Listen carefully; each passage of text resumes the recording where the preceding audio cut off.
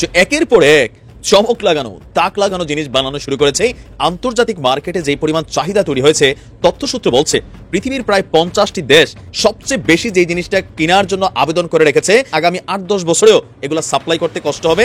সেই জিনিসটার নাম হচ্ছে, আমরা যখন গলা ধাক্কা দিয়ে ডক্টর ইউনূসকে বাংলাদেশের রাষ্ট্রীয় ক্ষমতা থেকে সরিয়ে দিয়ে নতুন ভাবে নির্বাচন করে রাষ্ট্রীয় ক্ষমতা আসতে চাচ্ছি, তখন ইউনূসকে হাতছানি দিয়ে ডাকছে জাতিসংঘের মহাসচিব হওয়ার জন্য।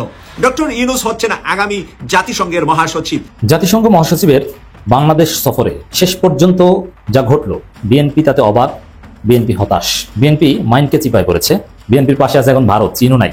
জেনারেল ইকবালের গোপন খবরের রহস্য দুর্দান্ত খেলে দিলেন জাতিসংঘ মহাসচিব। আগামীকাল রক্ষা পাইল, আখেরে সারা বাংলাদেশে আপনার অফিস দখল করে নেব। আমি বলছি নিব, আজ হোক কাল হোক, ওটা আমি নিবই। আমি শুধু সিবিবির পুরানা পল্টন না, সারা দেশের সিবিবির অফিস আমি দখল করে নিব। আমি কয়ে দিলাম তো, আমি হঠাৎ কোনো কাজ করি না, তাই আগাম ঘোষণা দিয়ে রাখলাম, হাড্ডি গুড়া করে দেবো শালা ইন্ডিয়ান দালালের বাচ্চা। বাংলাদেশের ডিপ স্টেটের সাথে পিনাকিদা আর ইলিয়াস হোসেন সাহেবের ভালো সম্পর্ক, গভীর সম্পর্ক আছে।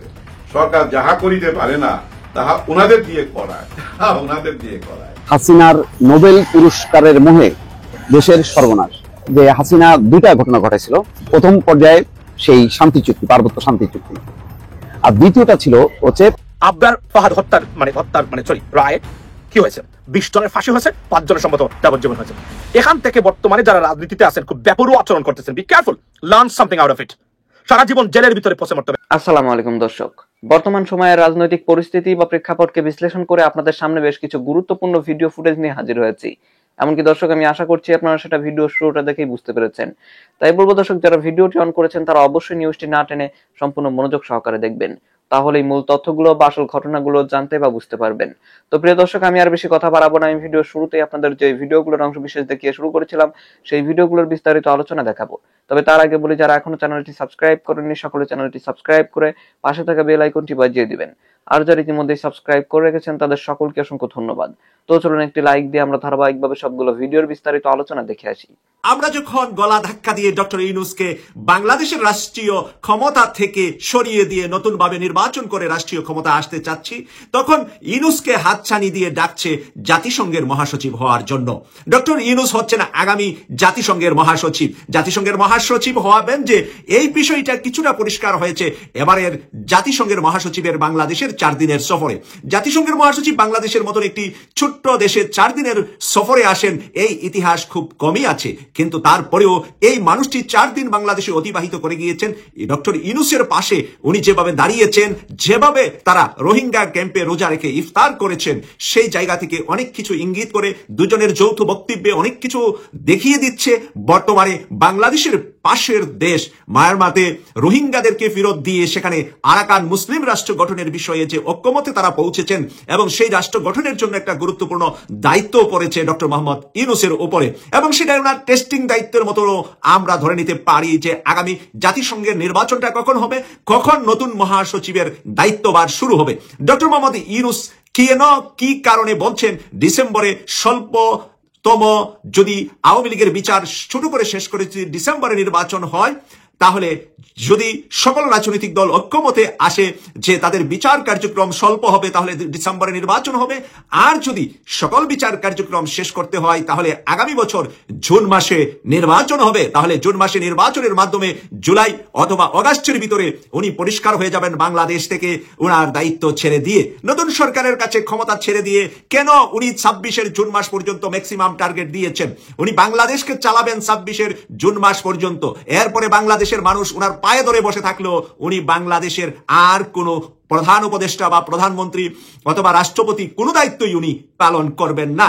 কারণ 26 সালে শুরু হবে জাতিসংঘের নতুন মহাসচিবের নির্বাচন, আর 27 সালের শুরুতে প্রথম দিন থেকে 2027 সালের জাতিসংঘের নতুন মহাসচিবের দায়িত্ব পালনের কার্য দিবস শুরু। তাই প্রিয় দর্শক, সময় আছে 2 বছরের চাইতেও আরো প্রায় 2.5 মাস কম। আমরা ডক্টর মোহাম্মদ ইউনূসকে সর্বোচ্চ আর 21.5 মাস ফ্রি দেখতে পাবো, তারপরে উনি জাতিসংঘের মহাসচিবের দায়িত্ব পালন করবেন। সেই নিউজটা আজকে আভ্যন্তরীণ হলেও কেটিভি 24 এর পক্ষ থেকে আমি দীপ্ততার সাথে সত্য কোনো ইনফরমেশনের মাধ্যমেই আপনাদের সাথে শেয়ার করছি যে আগামী 26 সালে জাতিসংঘের মহাসচিবের বাছাই পর্ব এবং নির্বাচন পর্ব সম্পূর্ণ হবে এবং 27 সালের প্রথম দিন থেকে জাতিসংঘের নতুন মহাসচিবের দায়িত্ব পালন শুরু হবে। আর নতুন মহাসচিবটা এই বিশ্বের বুকে সবচাইতে বেশি সম্মানিত ব্যক্তির তালিকায় বর্তমান সময়ে যদি পৃথিবীতে আর কোনো ব্যক্তি এত সুনামের সাথে যেতে পেরেছেন কিনা সেটারও নজির খুব কম আছে, যাকে প্রায় বিশ্বের 200টা বিশ্ববিদ্যালয় থেকে ডক্টরেট সম্মানজনক ডিগ্রি দিয়েছেন। বিশ্বের 200টা শিক্ষা প্রতিষ্ঠান, এর মাঝে ভারতের প্রায় 8-10টা বিশ্ববিদ্যালয় থেকে ওনাকে কিন্তু ইতিমধ্যে ডক্টরেট ডিগ্রি দেওয়া হয়েছে। আমেরিকার ম্যাক্সিমাম, ইউকের ম্যাক্সিমাম এবং পশ্চিমা বিশ্বের বিভিন্ন দেশের ম্যাক্সিমাম এবং সাউথ আমেরিকা সহ আগামী কয়েকদিনের ভিতরে উনি চায়না যাচ্ছেন। চায়নাতে ওনাকে একটি বিশ্ববিদ্যালয় ডক্টরেট ডিগ্রিও প্রদান করবেন। প্রিয় দর্শক, সেই ডক্টর মোহাম্মদ ইউনূস বাংলাদেশের নিয়ামত হিসাবে আমি বলবো, যতদিন রাষ্ট্রীয় ক্ষমতা আছে বাংলাদেশকে এমন একটি দেশ বানিয়ে দিয়ে যেতে চান উনি মহাসচিব হওয়ার পরে, যাতে করে বাংলাদেশে মহাসচিব হয়ে ফেরত আসবেন এবং উনি বাংলাদেশকে যাতে করে বুকে এমন জায়গায় লালন করতে পারেন যে উন্নত বিশ্বের দেশগুলোতে যাতে বুঝাতে পারেন যে বাংলাদেশ এখন আর সেই সৌরাচার সৌর শাসনের দেশ নয়, এখন গণতান্ত্রিক দেশ, গণতন্ত্র মানুষের দেশ। মানুষ 24 সালে মুক্ত করেছে সৌরাচার থেকে, আর বাংলাদেশে কোনোদিন সৌরাচার জন্ম নিবে না। সেই বিষয়টাকে উনি খুব বেশি গুরুত্ব দিচ্ছেন, কারণ হলো ওনার সর্বশেষ বাংলাদেশের এটাই দায়িত্ব পালন। এরপরে আমরা আশা করেছিলাম যে কোনো একটি রাজনৈতিক দল ওনাকে রাষ্ট্রপতি করবে কিনা, বা রাষ্ট্রপতি করলে আমরা সমর্থন করব, সোশ্যাল অ্যাক্টিভিটিস আমরা যারা আছি তারা ওনাকে যেন রাষ্ট্রপতি করা হয় সেই জন্য প্রয়োজনে আন্দোলন করব, প্রয়োজনে আমরা আবারও সোশ্যাল মিডিয়ায় ডিভাইডেশনের ব্যবস্থা করব, ডিবেট করব, আমরা বিভিন্ন আলোচনা করব যে ডক্টর মোহাম্মদ ইউনূসকে যেন পরবর্তীতে যারাই সরকার গঠন করে তারা যেন রাষ্ট্রপতি করে বিশ্বের দরবারে বাংলাদেশকে উঠানোর জন্য চেষ্টা করা হয় এবং বাংলাদেশের মাথার তাজ হিসাবে উনি থাকবে। কিন্তু আজকে যখন নিউজটা আমি কনফার্ম হলাম যে জাতিসংঘের মহাসচিব হিসাবে ওনার নামটা বর্তমান সময়ে যেই 15টি দেশ ভোটিং এর মাধ্যমে জাতিসংঘের মহাসচিব হন তারই মাঝে ম্যাক্সিমাম দেশই ডক্টর মোহাম্মদ ইউনূসের পাশে আছেন বলে আমার কাছে তথ্য এসেছে। আমি লাস্ট যিনি এখন মহাসচিব আছেন পর্তুগালের সাবেক প্রধানমন্ত্রী, উনাকে 15টি দেশের মধ্যে 13টি দেশই ভোট দিয়েছিলেন মহাসচিব হতে, আর ডক্টর মোহাম্মদ ইউনূসকে 15টি দেশের মধ্যে হয়তোবা 15টি দেশই ভোট দিবেন মহাসচিব হতে। এমন বেশি, এত বেশি উনার প্রতি সারা বিশ্বের যে একটা আশার স্বপ্ন যে ডক্টর মোহাম্মদ ইউনূস পশ্চিমা বিশ্বের বিশ্ববিদ্যালয়ে তার লেখা বই পড়ানো হয়, পশ্চিমা বিশ্বের বিশ্ববিদ্যালয়ে পিএইচডি ডক্টরেট করা হয় ডক্টর মোহাম্মদ ইউনূসের গবেষণা নিয়ে, তার চিন্তা চেতনা নিয়ে। সেখানে ডক্টর মোহাম্মদ ইউনূস জাতিসংঘের মহাসচিব হলে পৃথিবীকে পাল্টিয়ে দিতে পারবেন, পৃথিবীকে নতুন কিছু দিতে পারবেন। আমার কেন জানি মনে হয় বাংলাদেশের ডিপ স্টেটের সাথে পিনাকিদা আর ইলিয়াস হোসেন সাহেবের ভালো সম্পর্ক, গভীর সম্পর্ক আছে। সরকার যাহা করিতে পারে না তাহা ওনাদের দিয়ে করায়, ওনাদের দিয়ে করায়। পিনাকিদা ঘোষণা দিল যে এই যে সিপিবি যদি মিটিং মিছিল নিয়ে বাইর হয়, চলে যাও তাদের অফিসের সামনে। ওনার ডাক তো সবাই শুনে, আমরা তো এর আগেও দেখছি, ওই যে 32 নম্বর ওনার ডাকে সবাই চলে গেছিল বোলডোজার নিয়ে। এখন এখানেও ডাক দিল যে সিপিবির অফিসের সামনে যাও, এবং এমনও কথা বললো যে ওইখানে যে দোকানপাট আছে এদের দোকানপাট বন্ধ থাকলে এদের ক্ষতি হবে, সেই ক্ষতির পূরণও আমরা দেব, কিন্তু ওদেরকে বের হইতে দেওয়া যাবে না। মোট কথা ওনার ভাষায় জয় বাংলা কইরা দাও, কিন্তু শান্তিপ্রিয় ভাবে। ওই আগের মতো ওরকম কিছু বলে নাই যে বুলডোজার নিয়ে যাও, ভাঙ্গা ফালাও, ওইটা না। মোট কথা ঠেকাইয়া দাও, ওরা যেন রাস্তায় বাইরে হইতে না পারে।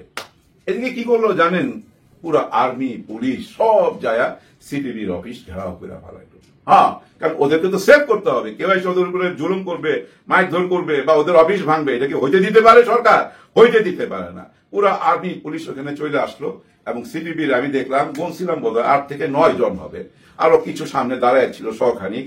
ওনারা ওনাদের বক্তব্য রাখলো, 7টা দাবি রাখলো, কিছু কথা বললো। ওই যে প্রিন্স সাহেব, ওনাকে আমি ভালো করে চিনি, উনাকে আমি বছরের পর বছর দেখি টক শোতে। হ্যাঁ, আওয়ামী লীগের আমলে পুরা উনি টক শো চালায় গেছেন। গত 7 মাসে ওনাকে দেখছি, খুব ভালো বক্তব্য রাখে, কিন্তু দেশের কি উপকারে আসে এসব বক্তব্যে আমি জানি না। তারপরে যাই হোক, ওনারা দেশে মেহমান আসবে, মহাসচিব আসবে জাতিসংঘের, ওই টাইমে ওনারা কর্মসূচি দিলেন। সরকার তো ঠেকাইতে পারলো না, কিন্তু ওই যে একটু আগে বললাম না, ওনাদেরকে দিয়ে থামায় দিল খুব কায়দা কইরা। পিনাকিদা এই টাইমে যখন বললো সিপিবির অফিসের সামনে সবাইকে যাইতে, আমি তো অবাক হয়েছি যে এই টাইমে উনি এরকম একটা ঘোষণা দিল, দেশে একটা গুরুত্বপূর্ণ মেহমান, এখানে যদি কোনো কেওয়াজ হয়, কিন্তু আসলে কিন্তু ওইখানে কোনো কেওয়াজ হয় নাই, তেমন কেউ যায়ও নাই। ওনার ওই যে একটা হুমকি দিছে না, ওই হুমকিতেই কাজ হয়ে গেছে। ওনারা বুঝছেন সবকিছু ক্যান্সেল করছে। ওনারা যে মিছিল করবে, মিটিং করবে, ওইখান থেকে বাইরে ওই কোথায় জানি যাওয়ার কথা ছিল, শহীদ মিনারের দিকে না কোথায় জানি, ওনারা আর যায় নাই। ওনারা সবকিছু থেকে ইস্তফা দিয়া বাসায় চলে গেছে। ওই যে 5-10 মিনিট ভাষণ দিয়া চারিদিকে পুলিশ পাহারায়। এখন মজার ব্যাপারটা কি জানেন, পিনাকিদার একটা বক্তব্য, মানে জাস্ট একটা থ্রেড, একটা হুমকিতেই ওনারা পিছায়া গেল। চিন্তা করা যায়, কোন ওনারা যদি কইতো না আমরা কিছু মানি না, আমরা বাইর হমু, তাই না বুঝতাম যে না ঠিকই আছে একটা দল। আসলে এইসব দলগুলা না কি কাজ আমি নিজেও জানি না, তবে আমার মনে হয় একটা কাজে লাগে। ওনারা অনেকগুলা দল আছে বাংলাদেশের, এই দলগুলা কেমন কাজে লাগে, যেমন ওই আগে আমরা শুনতাম না আওয়ামী লীগ যখন বলতো যে আমাদের সঙ্গে 14 দল আছে, 18 দল আছে। এরকম 14 দল 18 দল থাকলে আমরা দেশের মানুষরা বুঝতেছি যে এইসব দলে 10 জন মানুষও নাই, কিন্তু বিদেশ থেকে কি বুঝতেছে যারা বিদেশি ইংরেজি পত্রিকা যারা পড়তেছে যে বাপ রে বাপ 18টা দল আওয়ামী লীগের সাথে, ওরা তো আর এই খবর জানে না যে ওনারা শুধু কয়েকজন মানুষ টকশো কইরা বেড়ায়, এইভাবে ওনারা দল চালায়, এইটা তো আর বুঝে না। ওনারা বুঝতেছে যে না বাপ রে বাপ এদের সঙ্গে 18টা দল আছে, 14টা দল আছে। এইটা একটা বিরাট উপকারে লাগে তখন বিদেশিদের বুঝাইবার জন্য, কিন্তু আমাদের দেশের লোক আমরা বুঝি না। পিনাকিদার এক ধমকেই দেখেন সব ভন্ডুল হয়ে গেল। সব ভন্ডুল, কেমন দল এবার বুঝা নিয়েন। আর ওই যে বললাম আমার মনের চিন্তা, এটা আমার ব্যক্তিগত চিন্তা, বাংলাদেশ সরকারের সাথে ওনাদের খুব ভালো যোগাযোগ আছে, ওনাদের দিয়ে অনেক কাজ করায় নিতেছে, আমরা কিন্তু টের পাচ্ছি। কিন্তু এবং বাংলার জনগণ যদি আপনি ব্যক্তিগত ভাবে যারা জিজ্ঞেস করেন মুখামুখি সামনাসামনি, সবাই কিন্তু খুশি পিনাকিদার উপরে, ইলিয়াস হোসেনের উপরে এবং বর্তমান সরকারের পক্ষে। কিন্তু আম পাবলিক, যারা আমরা আম পাবলিক আছে, আম পাবলিক কিন্তু সরকারের পক্ষে। সত্যি আমি বলতেছি, অনেকে জরিপ চালায় ওনাদের নিজস্ব আইডিতে। আরে ভাই আপনাদের ওইসব জরিপ তো আপনাদের লোক, আপনাকে যারা ফলো করতেছে তারাই ভোট দিতেছে। আবার কারো কারো জানেন 10টা-15টা ফেক আইডি আছে, 15 জন যায় হ্যাঁ হ্যাঁ লিখতেছে, হ্যাঁ আমরা এর পক্ষে এর পক্ষে। ওগুলা গণনা করা যাবে না। অরিজিনাল রাস্তায় নামেন। ওই যে কনক সালোয়ার স্যার যখন আগে রাস্তায় নামতো না, পাবলিকের জিজ্ঞাসা করতো না, হ্যাঁ না ভোট নিত না, এরকম সব চ্যানেল হ্যাঁ না ভোট নেন সারা বাংলাদেশে, আর মানুষকে দেখান মানুষ কি চায়, জনগণ কি চায়। ওই যে সবাই বক্তব্য দিতে গিয়া মঞ্চে দাঁড়ায়া জনগণের কথা বলে যে জনগণ এটা চায় না, ওগুলো জনগণের কথা না, ওগুলো দলের কথা। জনগণের কথা জানতে চাইলে আপনারা সব চ্যানেল সারা বাংলাদেশে নাইমা যান, 1 মাস জরিপ চালান, হ্যাঁ না ভোট নেন, সরকারের পক্ষে না বিপক্ষে জিজ্ঞাসা করেন। আর এইসব চ্যানেলের জরিপ থেকে যে ফলাফলটা আসবে সেটাই হলো সত্যি, বাকি সব নকল। জাতিসংঘ মহাসচিবের বাংলাদেশ সফরে শেষ পর্যন্ত যা ঘটল, বিএনপি তাতে অবাক, বিএনপি হতাশ, বিএনপি কিং কর্তব্য বিমূল, বিএনপি মাইন্ডকে চিপায় পড়েছে। দর্শক, বিএনপি জাতিসংঘ মহাসচিবের সাথে বৈঠক করেছে, বিএনপি আলাদাভাবে নয়, রাজনৈতিক দল সংস্কার কমিশন, ঐকমত্য কমিশন সবার সাথে একসাথে, বরং তার চাইতে বেশি গুরুত্ব পেয়েছে ইয়ত লিডারশিপ, তারা আলাদাভাবে বৈঠক করতে পেরেছে জাতিসংঘ মহাসচিবের সাথে। তো দর্শক, জাতিসংঘ মহাসচিবের সাথে যে ঘটনাগুলো ঘটেছে শেষ পর্যন্ত, তার বিদায় নেওয়া পর্যন্ত, এবং বৈঠকের যে এজেন্ডা বা বৈঠকে যে আলোচিত হয়েছে, বিএনপি মারাত্মকভাবে হতাশ। মির্জা ফখরুল ইসলাম আলমগীর রাগ হয়ে প্রশ্ন করছেন যে জাতিসংঘ মহাসচিবের সাথে বৈঠক কেন, আমি বুঝি না। তাহলে আপনি বুঝেন এই একটা সেন্টেন্সের মাধ্যমে, জাতিসংঘ মহাসচিবের সাথে রাজনৈতিক দলগুলোর বৈঠক কেন, বুঝি না। এর মানে বিএনপির পাশে এখন কেউ নাই। এদেশের জনগণ তো চাঁদাবাজির কারণে মুখ ফিরিয়ে নিয়েছে। যুক্তরাষ্ট্র নাই, যুক্তরাজ্য নাই, ইউরোপীয় ইউনিয়ন নাই, জাতিসংঘ নাই, বিএনপির পাশে আছে এখন ভারত, চীনও নাই। জাতিসংঘ মহাসচিবের এই সফরে যেরকম বিএনপি চরমভাবে বিরক্ত, বৈঠক কেন বুঝতে পারছেন না, বডি ল্যাঙ্গুয়েজ দেখলে বোঝা যায় খুব হতাশ। চীন সফরটা হোক না, তাহলে বুঝবেন যে চাঁদাবাজির রাজনীতির ফলাফল কি, সারা পৃথিবীতে একলা হয়ে যাবে। আমি বলছি, অনেকে বিশ্বাস করছে না, ভাই বিএনপি তো অনেক বড় দল, ওরে কত বড় দল, কি মাইন্ডকে চিবেটা করেছে দেখেন, সামনে কি হয়, চিকেন হয়ে যাবে। একটা লেখা আপনাদেরকে ছোট বিশ্লেষণ শোনাবো, তাহলে বুঝবেন যে কত বড় অঘটন ঘটেছে এবং বিএনপি কেন অবাক, কতটা কিং কর্তব্য বিমূল। একবারও বিএনপির দ্রুত নির্বাচনের কোনো বিষয় জাতিসংঘের পক্ষ থেকে প্রনাউন্সড হয়নি।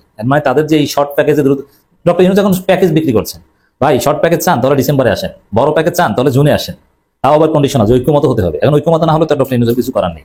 সাপোজ আমরা নির্বাচন চাই না ডিসেম্বরে, বিচার আগে সংস্কার আগে নির্বাচন আমরা হতেই দিব না, এনসিপি হতেই দিবে না, মানবই না। স্থানীয় সরকার নির্বাচন আগে জাতীয় নির্বাচন আমরা মানবই না, তফসিলের বিরুদ্ধে আমরা আন্দোলন করবো, হরতাল দিব, অবরোধ দিব। আপনি নির্বাচন করবেন কিভাবে?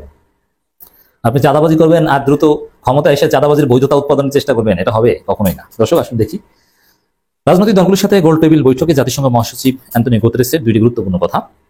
গুতেরেস বলেছেন, ডক্টর ইউনূসের নেতৃত্বে গণতন্ত্র, সুশাসন ও সমৃদ্ধি বিকাশের যে স্বপ্ন বাংলাদেশের মানুষের মধ্যে সঞ্চার হয়েছে, জাতিসংঘ সেটাকে স্বীকৃতি জানায়। অথচ বিএনপি আনুষ্ঠানিকভাবে এর বিরোধিতা করেছে। দেশে কোনো গণতন্ত্র নাই, কিসের সংস্কার করে পার্লামেন্ট, ডক্টর ইউনূস ক্ষমতা লোভী, নানান কিছু বলছে, না পারলে ক্ষমতা ছেড়ে দেন।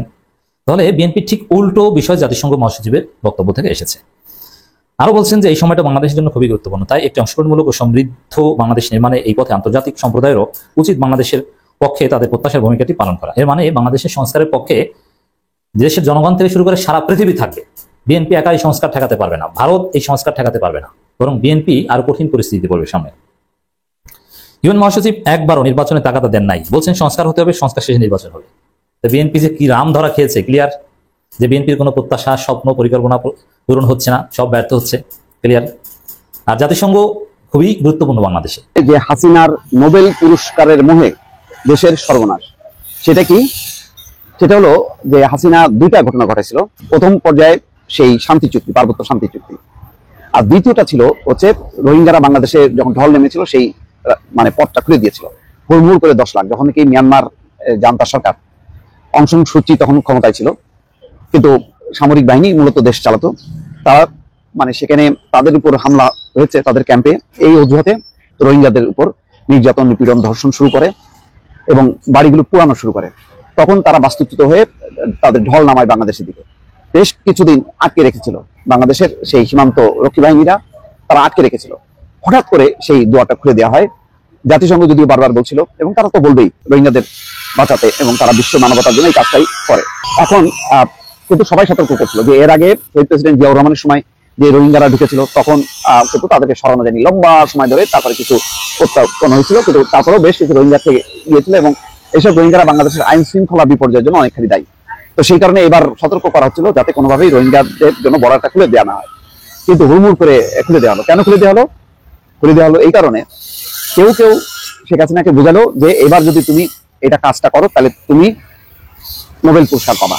ডক্টর মোহাম্মদ ইউনূসের পাশাপাশি তুমি পাবা, আর ডক্টর মোহাম্মদ ইউনূস তখন সাইজ হবে।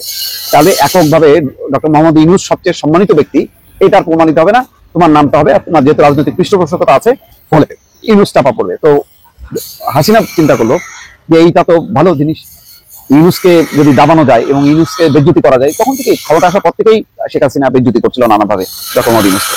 আর যখনই কি তার কানের মধ্যে বলা হলো যে এইটাই সুযোগ, যে এইবার যদি তুমি খুলে দাও তাহলে লবিস্ট নিয়োগ করা হবে এবং নোবেল শান্তি পুরস্কার নিশ্চিত হবে। ও মুড় করে এর নাকি রেহানা নাকি বললো যে তুমি যদি 10 কোটি লোককে খাওয়াইতে পারো তাহলে 10 লাখ রোহিঙ্গাকে খাওয়াইতে পারবা না আপা?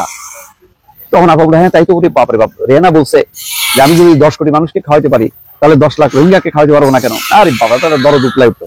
আসলে এগুলো কিছুই ছিল না, এগুলো ছিল হচ্ছে লোভ।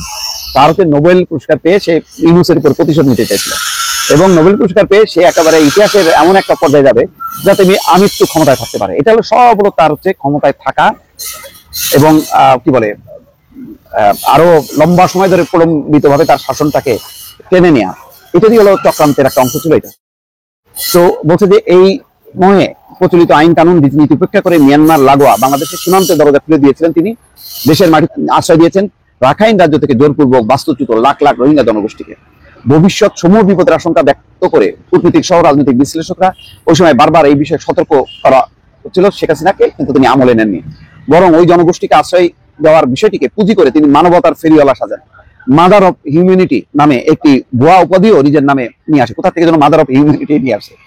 খুবই হাস্যকর সব কাণ্ড করছে আর কি এগুলির জন্য, এগুলো লাভ হয়নি।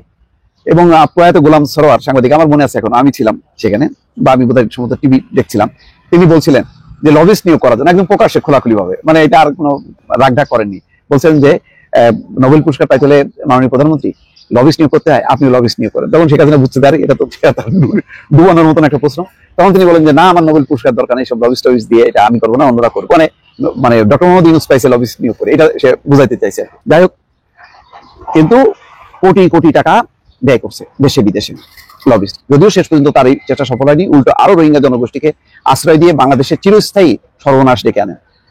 যে রাজনৈতিক বিশ্লেষক সিনিয়র সাংবাদিক মাসুদ কামাল শনিবার যুগান্তরকে বলেন, রোহিঙ্গারা একবার বাংলাদেশে ঢুকতে পারলে আর যে তারা ফেরত যাবে না বা ফেরত পাঠানো সম্ভব হবে না, এটা সরকার সহ সব মহলেরই জানা ছিল।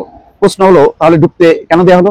এর জবাব পরিষ্কার। মূলত শেখ হাসিনা ভেবেছিলেন এই উদ্যোগ নেওয়ার ফলে তিনি খুব সহজে শান্তিতে নোবেল পেয়ে যাবেন। আর কিছু চামচা বিষয়টিকে আরো উস্কে দেন। তারা তো শেখ হাসিনাকে নোবেল পুরস্কার পাওয়াটাকে একরকম নিশ্চিত করে দিয়েছিলেন। এমনকি নোবেল পাওয়ার জন্য লবিস্ট নিয়োগ দেওয়া হয়। মাঝখানে চরম ক্ষতি হয় দেশে। তিনি বলেন, বিপরীতে রোহিঙ্গারা বাংলাদেশকে ভালোবাসে না, তারা উল্টো বাংলাদেশের বিরুদ্ধে সশস্ত্র তৎপরতা চালাচ্ছে।